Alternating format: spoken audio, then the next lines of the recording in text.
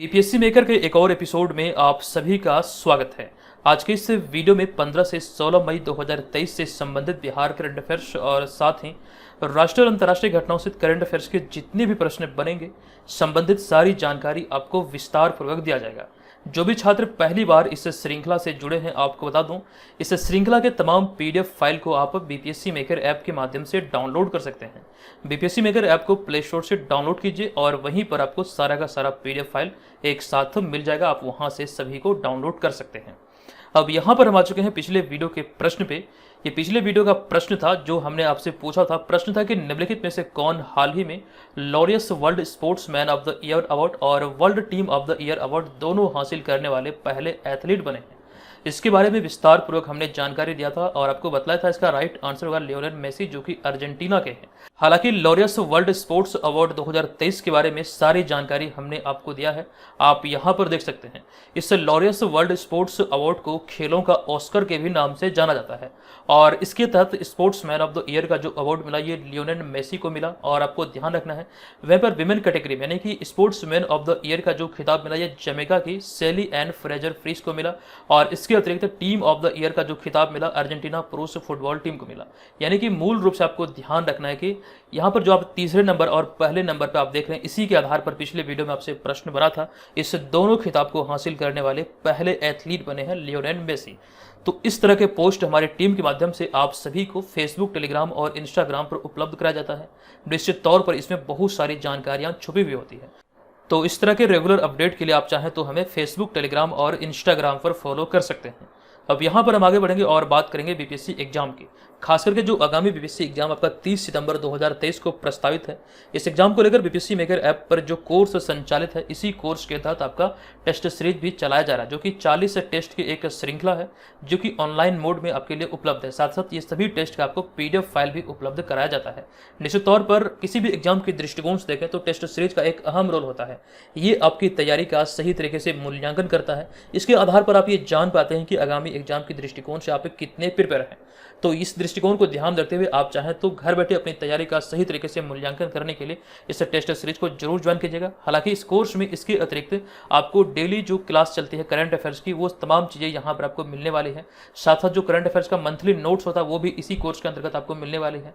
Syllabus आधारित notes की बात करें तो सिलेबस आधारित नोट्स में बहुत सारे नोट्स हैं जो कि आपको इसमें मिलेंगे। इसके अतिरिक्त प्रीवियस ईयर पेपर और साथ साथ बिहार जीके का नोट्स आदि इसमें इंक्लूड है। हालांकि यहाँ पे हम बात करें सिलेबस आधारित नोट्स की, तो इसके तहत आपको एप्लीकेशन पर इस कोर्स में ये तमाम स्टडी नोट्स उपलब्ध कराए गए हैं, जिससे आपकी तैयारी बेहतर होगी और एग्जाम में आप सफलता प्राप्त करने के लिए सक्षम होंगे। आप यहाँ पर देख सकते हैं ये तमाम मटेरियल इस कोर्स में आपको मिलने वाले हैं और इसी में आपका करंट अफेयर्स का पूरा पैकेज भी इंक्लूडेड है। यानी कि करंट अफेयर्स की बेहतर तैयारी भी यहाँ से आपकी हो जाएगी। तो बीपीएससी प्रारंभिक परीक्षा जो कि आपका 30 सितंबर 2023 को प्रस्तावित है, इस एग्जाम को लेकर आप चाहें तो इस कोर्स को जरूर ज्वाइन कीजिएगा। इस कोर्स में अभी एक ऑफर संचालित है। ऑफर का लाभ लेने के लिए जब आप कोर्स को परचेज कर रहे होंगे तो कूपन कोड आपको अप्लाई करना है BM100 का, जिसके बाद यहाँ पर आपको भारी डिस्काउंट मिलेगा।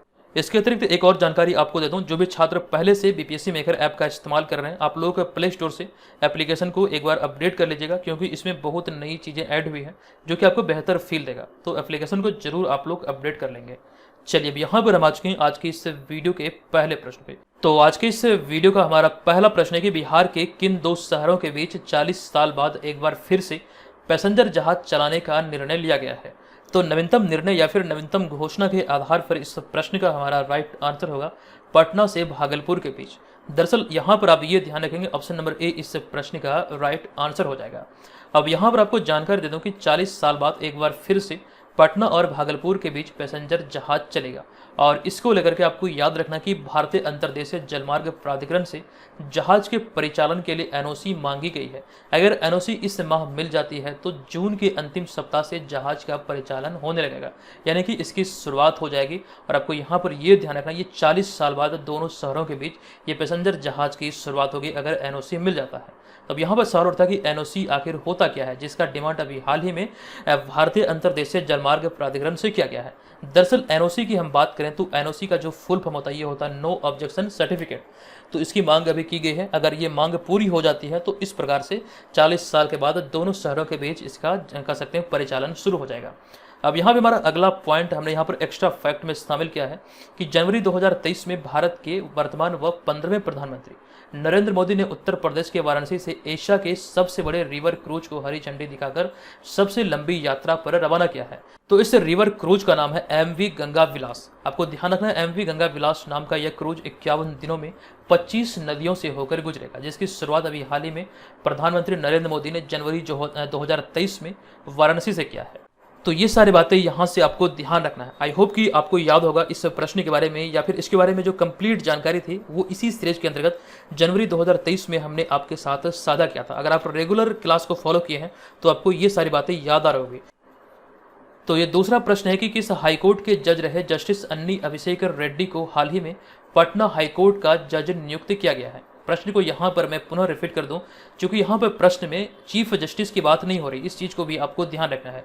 तो प्रश्न यहाँ पर पूछा गया कि इस हाईकोर्ट के जज रहे जस्टिस अन्नी अभिषेक रेड्डी को हाल ही में पटना हाईकोर्ट का जज नियुक्त किया गया है, जिन्हें आप यहाँ पर इस तस्वीर में देख रहे हैं। तो इनसे पहले वे तेलंगाना हाईकोर्ट के जज थे, अर्थात ऑप्शन नंबर ए इस प्रश्न का राइट आंसर हो जाएगा। संबंधित तथ्यों की बात करें तो सबसे पहला पॉइंट आप यहां पर ध्यान रखेंगे कि तेलंगाना हाईकोर्ट के जज रहे जस्टिस अन्नी अभिषेक रेड्डी को हाल ही में पटना हाईकोर्ट का जज नियुक्त किया गया है। ये आप यहां से ध्यान रखेंगे, यानी कि पटना हाईकोर्ट के जज नियुक्त होने से पहले वे तेलंगाना हाईकोर्ट के जज थे। अगला पॉइंट हमारा यहाँ पर यह है कि 41वें व मौजूदा राज्यपाल राजेंद्र विश्वनाथ आर्लेकर ने उन्हें शपथ दिलाई। यहाँ पर एक प्रश्न ये बनता है कि मौजूदा समय में राजेंद्र विश्वनाथ आर्लेकर बिहार के राज्यपाल है। प्रश्न एग्जाम में इस प्रकार से आपसे पूछा जा सकता है कि राजेंद्र विश्वनाथ आर्लेकर कौन से राज्यपाल हैं? तो 41वें राज्यपाल हैं। हालांकि इनसे पहले जो 40वें राज्यपाल थे बिहार के, वे थे फागू चौहान। अब यहाँ पे हमारा अगला पॉइंट है कि पटना हाईकोर्ट के इतिहास में पहली बार ऐसा हुआ है जब किसी जज को राजभवन में शपथ ग्रहण कराया गया है। हालांकि अब तक हाईकोर्ट में ही शपथ ग्रहण समारोह आयोजित होता था, लेकिन ये पहली बार है जब आपको ध्यान रखना है कि राजभवन में शपथ ग्रहण समारोह आयोजित हुआ था। और आपको ध्यान रखना है इस शपथ ग्रहण समारोह में तेलंगाना हाईकोर्ट के जज अन्नी अभिषेक रेड्डी पटना हाईकोर्ट के नए जज बने हैं। तो इस लिहाज से भी ये प्रश्न इंपॉर्टेंट हो जाता है। ये पहली बार हुआ है पटना हाईकोर्ट के इतिहास में। अब यहाँ पे हमारा अगला पॉइंट है पटना हाईकोर्ट या फिर पटना उच्च न्यायालय के बारे में। यहाँ से कई बार बिहार के प्रतियोगी परीक्षा में प्रश्न बने, हालांकि ये आसान से प्रश्न है लेकिन कई बार एग्जाम में पूछे गए हैं। तो पटना हाईकोर्ट की जो स्थापना हुई थी 3 फरवरी 1916 को हुई थी। एक प्रकार से प्रश्न ये भी पूछकर आपसे एग्जाम में आपको फंसाया जा सकता है कि पटना उच्च न्यायालय ने अपना कार्य कब से प्रारंभ किया था। तो यही वो तिथि थी 3 फरवरी 1916। इसी को स्थापना दिवस भी माना गया है। आपको ध्यान रखना कि 3 फरवरी 1916 को पटना उच्च न्यायालय ने कार्य प्रारंभ किया था और आपको ध्यान रखना इसी तिथि को पटना उच्च न्यायालय का स्थापना दिवस माना जाता है। तो 3 फरवरी 1916 को इसकी स्थापना हुई थी। हमारा अगला पॉइंट है पटना हाईकोर्ट के मौजूदा व 44वें जज जो है यह है कृष्णन विनोद चंद्रन। आपको ध्यान रखना ये 44वें जज हाल ही में नियुक्त हुए हैं। इसके बारे में कंप्लीट जानकारी हमने आपके साथ साझा किया था, हालांकि वे सभी बातों का जिक्र यहाँ पर पूरा हमने कर दिया है कि केरल हाईकोर्ट के जज कृष्णन विनोद चंद्रन हाल ही में पटना हाईकोर्ट के 44वें चीफ जस्टिस नियुक्त किए गए हैं और वे 2025 तक इस पद पर बने रहेंगे। दरअसल यहाँ पर आपको ये ध्यान रखना कि चीफ जस्टिस जो थे पटना हाईकोर्ट के वे थे संजय करोल। तो संजय करोल के सुप्रीम कोर्ट में जज बनने के बाद वे पटना हाईकोर्ट में 44वें चीफ जस्टिस बने हैं। तो यहाँ से आपको यह ध्यान रखना कि संजय करोल जो कि पटना हाईकोर्ट के चीफ जस्टिस थे और जब सुप्रीम कोर्ट में ये जज नियुक्त हुए थे उसके बाद पटना हाईकोर्ट में जो चीफ जस्टिस का पद था वो खाली हो चुका था। इसी के बाद अभी हाल ही में 44वें चीफ जस्टिस बने हैं कृष्णन विनोद चंद्रन जो कि केरल हाईकोर्ट के जज थे इनसे पहले। हालांकि मूल रूप से कृष्णन विनोद चंद्रन केरल के ही रहने वाले हैं। इन्हें आप यहाँ पर इस तस्वीर में भी देख सकते हैं। पटना हाईकोर्ट के बारे में एक जानकारी हमने आपके साथ साझा किया था कि 2010 से चली आ रही एडवोकेट ऑन रिकॉर्ड अर्थात AOR व्यवस्था पटना हाईकोर्ट में समाप्त कर दिया गया है। ये व्यवस्था जो लागू हुई थी 2010 में सुप्रीम कोर्ट के द्वारा लागू की गई थी। हालांकि इसके बारे में विस्तार पूर्वक जानकारी हमने आपके साथ साझा किया है। अब यहाँ पे हम बात करें संजय करोल के बारे में जो कि पटना हाईकोर्ट के चीफ जस्टिस यानी कि मुख्य न्यायाधीश थे और अभी हाल ही में सुप्रीम कोर्ट में वे एक न्यायाधीश बने हैं। यहाँ पर हम बात कर रहे हैं केवल और केवल न्यायाधीश की, मुख्य न्यायाधीश की बात नहीं हो रही है। तो इनसे संबंधित एक जानकारी अहम है जो कि आपको ध्यान रखना है। पटना हाईकोर्ट की हम लोग बात कर रहे हैं तो पटना हाईकोर्ट ने अब तक भारत को 2 मुख्य न्यायाधीश दिया है। एक छठे मुख्य न्यायाधीश के तौर पर श्री भुवनेश्वर प्रसाद सिन्हा जबकि 24वें मुख्य न्यायाधीश के तौर पर श्री ललित मोहन शर्मा। ये जानकारी आपको यहाँ से ध्यान रखना, निश्चित तौर पर ये आपके लिए काफ़ी ज़्यादा इंपॉर्टेंट साबित हो सकता है। अब यहाँ पर मैं आपसे एक प्रश्न पूछ रहा हूँ, आपको कमेंट करके बताना है कि वर्तमान में भारत के चीफ जस्टिस कौन है। देखते हैं कितने छात्र को पता है भारत के चीफ जस्टिस कौन है। आप लोग कमेंट बॉक्स में जाइए और वहां पर इसके बारे में लिखिए। चलिए अब यहाँ पर हम आगे चलते हैं अगले प्रश्न पे। तो ये तीसरा प्रश्न है कि पाकिस्तान क्रिकेट टीम ने हाल ही में किस देश के पूर्व ऑलराउंडर खिलाड़ी ग्रांट ब्रैडबर्न को नया कोच नियुक्त किया है। इस प्रश्न का हमारा राइट आंसर होगा ऑप्शन नंबर सी, यानी कि न्यूजीलैंड। अब यहाँ पर आपको इनके बारे में जानकारी दे दूं कि पाकिस्तान ने हाल ही में न्यूजीलैंड के पूर्व ऑलराउंडर ग्रांट ब्रैडबर्न को हाल ही में पुरुष क्रिकेट टीम का हेड कोच नियुक्त किया है। आप इन्हें यहाँ पर इस तस्वीर में देख सकते हैं। बतौर हेड कोच इनकी नियुक्ति हुई है पाकिस्तान क्रिकेट टीम में, और पुरुष वर्ग के लिए इनकी नियुक्ति हुई, ये भी आपको ध्यान रखना है।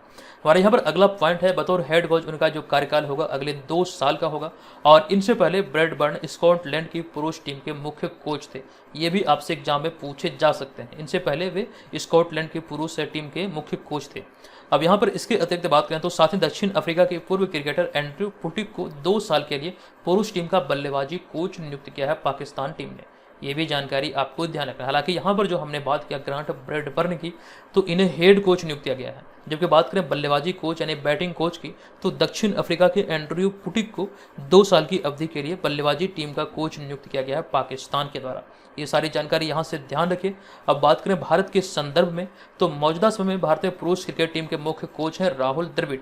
जबकि वहीं पर बात करें महिला वर्ग की, तो भारतीय महिला क्रिकेट टीम के हेड कोच है रमेश पवार। ये सारी जानकारी यहाँ से आपको ध्यान रखना है। हालांकि क्रिकेट के बारे में हाल ही के दिनों में जो भी महत्वपूर्ण प्रश्न बने हैं या फिर जो टॉपिक हाल ही के दिनों में चर्चे में रहा है, उस सम्मिलित चीज़ों का यहाँ पर हमने एकदम से संग्रह किया है। सबसे पहले यहाँ पर हम बात करेंगे T20 क्रिकेट विश्व कप की, जो कि 2022 में आयोजित हुआ था ऑस्ट्रेलिया में। आपको यहाँ पर इसके बारे में ध्यान रखना है कि इस खिताब को इंग्लैंड ने अपने नाम किया, और इस खिताब को इंग्लैंड ने दूसरी बार अपने नाम किया है। पहली बार अपने नाम किया था 2010 में, आप यहाँ पर देख सकते हैं, और अब 2022 में दूसरी बार, और ये हराया था किसे, तो पाकिस्तान को हराकर दूसरी बार इस खिताब को इंग्लैंड ने अपने नाम किया। हालांकि T20 क्रिकेट की बात करें, विश्व कप की बात करें, तो भारत 2007 में पाकिस्तान को हराकर इस सीरीज का पहला विजेता घोषित हुआ था, और ये आयोजित हुआ था दक्षिण अफ्रीका में। ये सारी जानकारी यहाँ पर दर्शाई गई है। आप चाहें तो इस चार्ट का स्क्रीनशॉट ले लीजिए, आपको यहाँ पर सारी चीजें याद रखने में आसानी होगी।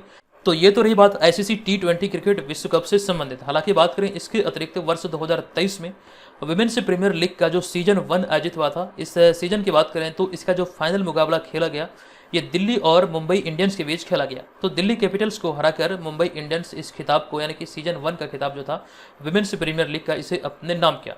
हालांकि इसके बारे में जो प्रश्न एग्जाम में आपसे पूछे जा सकते हैं, वो सभी प्रश्न का यहाँ पर हमने निचोड़ आपके समक्ष रखा है। हालांकि इसके बारे में हमने जानकारी आपको कई बार दिया है, यहाँ पर हमने रिवीजन पर्पज से इसे शामिल किया है। आप चाहें तो वीडियो को पॉज करके इसे एक बार रिवाइज कर लीजिए, या फिर इसका स्क्रीनशॉट जरूर ले लीजिए। फिलहाल अब यहाँ पर हम इसे स्किप करते हुए चलते हैं अगले पॉइंट पे, या फिर अगले स्लाइड में। अगले स्लाइड में हम यहाँ पर बात करेंगे BCCI के द्वारा जो सालाना अनुबंध किया गया भारतीय क्रिकेटरों को लेकर के। यहाँ पर कुछ कैटेगरी डिवाइड की गई, जैसे कि ग्रेड A+, A, B और C। तो यहाँ पे अगर हम बात करें ग्रेड A+ की, जिसके तहत खिलाड़ियों को 7 करोड़ की राशि प्रदान की जानी है, इसमें रोहित शर्मा, विराट कोहली, जसप्रीत बुमराह और रविंद्र जडेजा शामिल है। कुल मिला के आपको यहाँ पर ये ध्यान रखना है, इसमें महज 4 ही खिलाड़ी का नाम शामिल है। एक तो रोहित शर्मा, एक विराट कोहली, तीसरा जसप्रीत बुमराह और चौथा रविंद्र जडेजा। इसके अतिरिक्त ग्रेड A की बात करें, इसके तहत 5 करोड़ की राशि प्रदान की जानी है। क्रमशः इसमें हार्दिक पांड्या, R अश्विन, मोहम्मद शमी, ऋषभ पंत और अक्षर पटेल हैं। जबकि हम बात करें बिहार के दृष्टिकोण से, हालांकि यहाँ पर ग्रेड B को भी आप देख सकते हैं, इसके तहत 3 करोड़ की राशि दी जानी है। लेकिन हम बात करें बिहार के दृष्टिकोण से, बिहार के ईशान किशन जो है क्रिकेट खिलाड़ी, ये बिहार के नवादा जिले के रहने वाले हैं। ये ग्रेड C में रखे गए हैं। हालांकि बहुत जगहों पर आप देखते होंगे ईशान किशन के बारे में कहा जाता है वे पटना के हैं, लेकिन मूल रूप से कहा जाए तो ईशान किशन बिहार के नवादा के रहने वाले हैं। तो ईशान किशन को ग्रेड C में रखा गया है।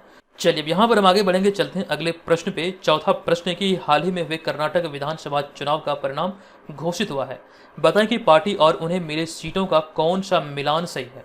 इस तरह के प्रश्न जब भी पूछे जाए तो सारे विकल्पों को ध्यानपूर्वक पढ़ना चाहिए। जैसे कि हमारा जो यहाँ पर विकल्प सही है, पहला कांग्रेस को 135 सीट मिला, ये मिलान हमारा सही है। भाजपा को 66, जनता दल सेकुलर को 19, ये भी सही है। जबकि जनता दल यूनाइटेड, ये कथन हमारा यहाँ पर असत्य है। तो 3 विकल्प सही है, A, B और C। इस आधार पर हमारा राइट आंसर का उपयुक्त में से एक से अधिक, यानी कि ऑप्शन नंबर E इस प्रश्न का राइट आंसर होगा। इनसे संबंधित तथ्यों की बात करें तो सबसे पहला पॉइंट यहाँ पर यह है कि कर्नाटक की 224 सदस्यीय विधानसभा के नतीजे हाल ही में घोषित हुए हैं और इसके तहत आपको ध्यान रखना है कि भाजपा कांग्रेस शासित जनता दल सेकुलर के बारे में यहाँ पर दर्शाया गया है कि कांग्रेस को 135 सीटें मिली, यानी कि 135 सीटों पर कांग्रेस से विजयी रहा, भाजपा 66 सीटों पर, जबकि जनता दल सेकुलर की बात करें तो ये 19 सीट पर। यानी कि जो इस विधानसभा चुनाव के परिणाम की बात करें तो विजेता घोषित हुआ कांग्रेस, यानी कि यहाँ पर अब कांग्रेस की नई सरकार बनेगी। अब यहाँ पर हमारा अगला पॉइंट है कि मुख्यमंत्री बसवराज बोम्मई ने बीजेपी की हार के बाद राज्यपाल थावरचंद गहलोत को अपना इस्तीफा सौंपा है। यानी कि अब तक यहाँ पर जो सरकार थी ये बीजेपी की सरकार थी और बतौर मुख्यमंत्री बसवराज बोम्मई यहाँ पर कार्यरत थे। लेकिन आपको ध्यान रखना अभी हाल ही में अब यहाँ पर कांग्रेस की सरकार बननी है। जब ये वीडियो आप देख रहे हैं इस समय, जब मैं आपको ये बता रहा हूँ, इस समय तक नई सरकार के तहत किसी एक चेहरे की घोषणा नहीं हुई है कौन मुख्यमंत्री होंगे। हालांकि आने वाले समय में जब मुख्यमंत्री नियुक्त हो जाएंगे मैं आपको जानकारी जरूर दूंगा। फिलहाल के लिए ये ध्यान रखिएगा अभी हाल ही में बसवराज बोम्मई जो कि यहाँ के यानी कि कर्नाटक के मुख्यमंत्री थे, उन्होंने अपना इस्तीफा सौंपा है राज्यपाल थावरचंद गहलोत को। किसी भी राज्य में जो राज्यपाल होते हैं वो राष्ट्रपति का ही प्रतिनिधि होते हैं, ये भी जानकारी हमने कई बार आपको दिया है, ये आपको ध्यान रखना है। फिलहाल यहाँ पर हम चलते हैं अगले प्रश्न पे। हमारा अगला 5वां प्रश्न अति महत्वपूर्ण है। ये प्रश्न है कि हाल ही में किस भारतीय अभिनेत्री ने टाइम मैगजीन के कवर पेज पर अपनी जगह बनाई है। अति महत्वपूर्ण है। इस प्रश्न का हमारा राइट आंसर होगा ऑप्शन नंबर बी, यानी कि दीपिका पादुकोण। आप यहाँ पर इस तस्वीर को भी देखकर समझ चुके हैं, ये टाइम मैगजीन की कवर पेज है जिसे आप यहाँ पर देख सकते हैं। आपको यहाँ पर जानकारी दे दूं कि ग्लोबल वर्ल्ड में भारत के योगदान और प्रभाव को पहचानते हुए प्रतिष्ठित टाइम मैगजीन ने हाल ही में भारत की अभिनेत्री दीपिका पादुकोण को अपने कवर पेज पर फीचर किया है। आपको ध्यान रखना, हालांकि इससे पहले भी 2018 में 100 सबसे प्रभावशाली लोगों की टाइम लिस्ट में, टाइम सूची में भी इसने अपनी जगह बनाई थी, यानी कि दीपिका पादुकोण ने। ये जानकारी यहाँ से आपको ध्यान रखना है। वर्ष 2023 की बात करें तो हाल ही में यानी कि मई 2023 में दीपिका पादुकोण ने टाइम मैगजीन के कवर पेज पर अपनी जगह बनाई है। हालांकि अगर हम बात करें भारतीयों की तो इसके तहत यहाँ पर हमने एक जानकारी आपके साथ साझा किया है कि अब तक वैसे भारतीय सख्त जिन्हें टाइम मैगजीन के कवर पेज पर फीचर किया गया है वो कंप्लीट सूची हमने आपके समक्ष रखा है। सबसे पहले यहाँ पर बात करें हम महात्मा गांधी की, तो महात्मा गांधी को 3 बार टाइम मैगजीन के कवर पेज पर फीचर किया गया था, वर्ष 1931, 1947 और 1997 में। आप यहाँ पर तीनों कवर पेज को देख सकते हैं जो कि टाइम मैगजीन के कवर पेज पर फीचर किया गया था महात्मा गांधी को। इसके अतिरिक्त सुभाष चंद्र बोस 1938 में, सरदार वल्लभ भाई पटेल को 1947 में। सर्वाधिक बार जो फीचर हुए हैं वो है जवाहरलाल नेहरू 1942, 1949, 1951, 56, 59 और 62। उसके बाद 1965 में लाल बहादुर शास्त्री, इंदिरा गांधी 1966, 71 और 84 में। जबकि बात करें राजीव गांधी की तो 1986 में, ऐश्वर्या राय बच्चन 2003 में, आमिर खान 2012 में, सचिन तेंदुलकर 2012 में। जबकि बात करें भारत के मौजूदा व 15वें प्रधानमंत्री नरेंद्र मोदी की तो वे 2012, 2015 और 2019 ये 3 वर्ष यहाँ पर यानी कि टाइम मैगजीन के कवर पेज पर फीचर किए जा चुके हैं। ये सूची आपको ध्यान रखना है। सर्वाधिक बार जो फीचर हुए हैं वे हैं जवाहरलाल नेहरू अब तक। अब यहाँ पर हम चलते हैं अगले प्रश्न पे। अगला हमारा 6वां प्रश्न है कि निम्नलिखित में से किसने या फिर किनके द्वारा हाल ही में बुद्धम शरणम गच्छामि प्रदर्शनी का उद्घाटन किया गया। ये उद्घाटन अभी हाल ही में किया गया। आपको ध्यान रखना है, इसका राइट आंसर होगा ऑप्शन नंबर सी, यानी कि मीनाक्षी लेखी। आपको जानकारी यहाँ पर विस्तार पूर्वक दे दूं कि विदेश और संस्कृति राज्य मंत्री मीनाक्षी लेखी ने 11 मई 2023 को नई दिल्ली में राष्ट्रीय आधुनिक कला गैलरी में बुद्धम शरणम गच्छामि प्रदर्शनी का उद्घाटन किया है।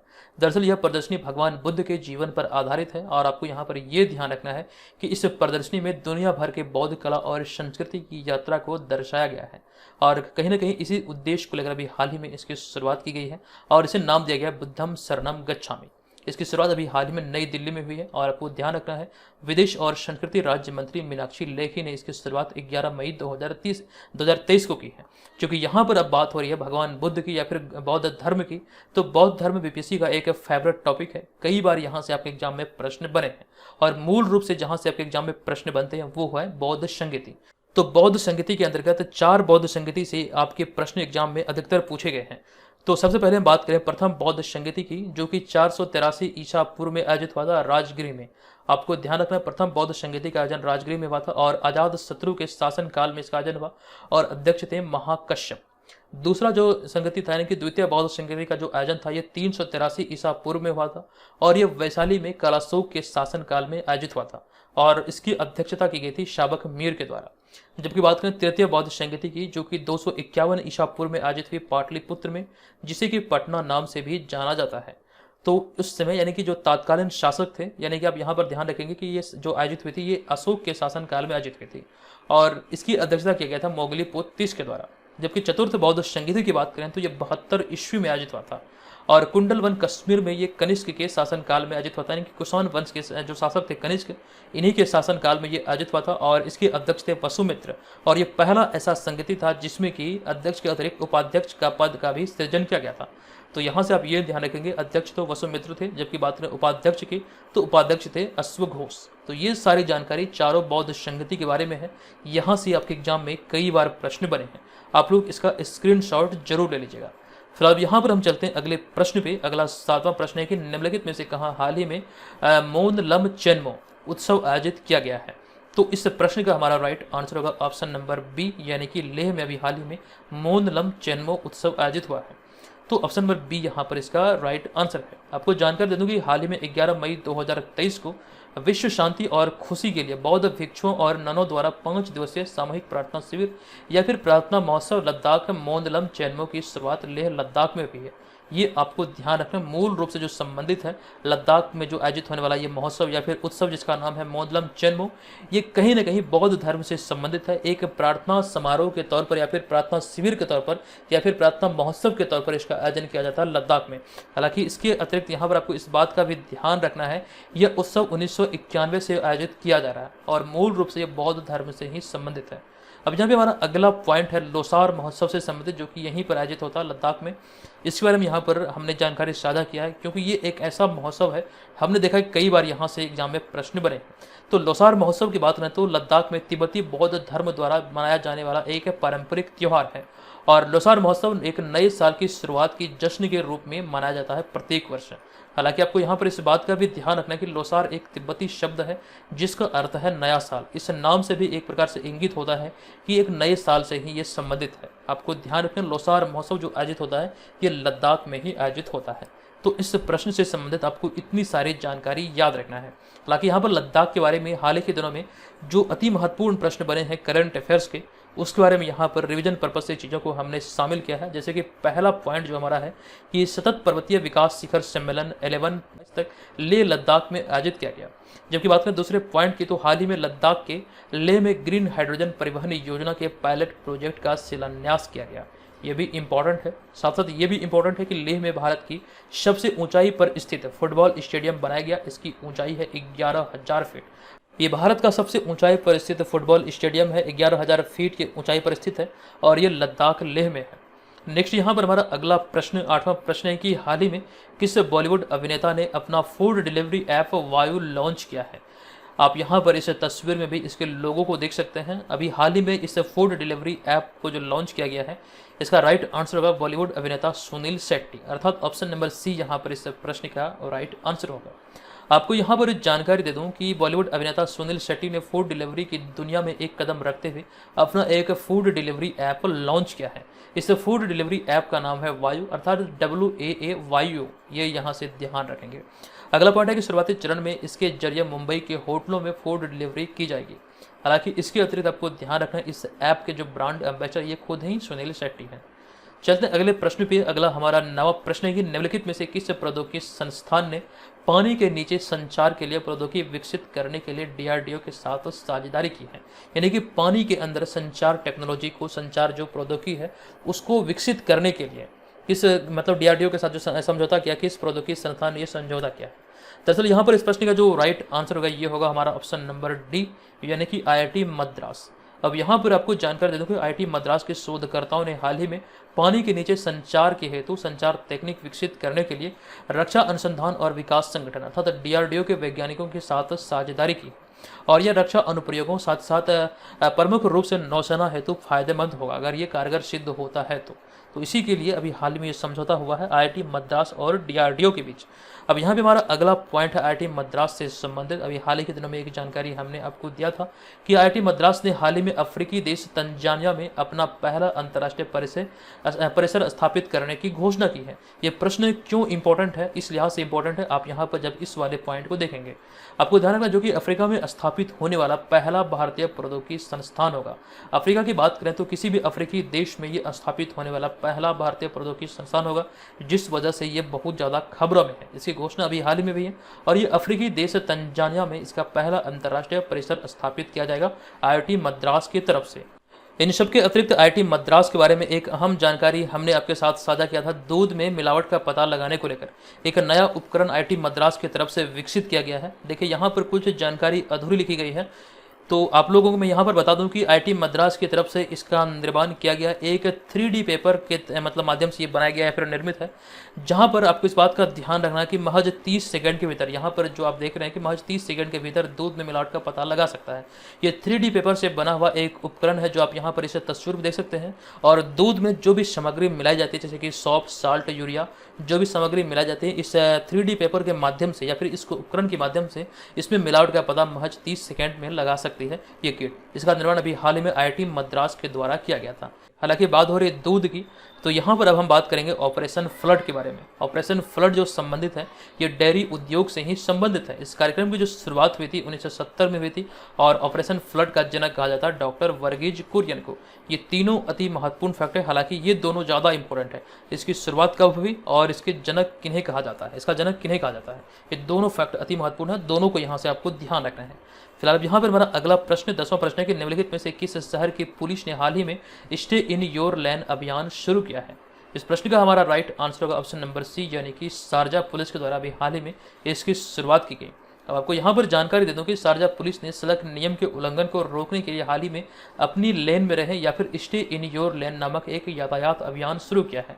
अगर अंग्रेजी में बात करें तो इस अभियान का नाम है स्टे इन योर लेन, अगर हिंदी में देखें तो अपनी लेन में रहे, ये इसका हिंदी नाम है। अभी हाल ही में इसकी शुरुआत अभी किया गया शारजा पुलिस के द्वारा और इसका उद्देश्य क्या है, तो सड़क नियम में जिस प्रकार के उल्लंघन देखने को मिल रहा है, इसी को लेकर अभी हाल ही में इस अभियान की शुरुआत की गई है।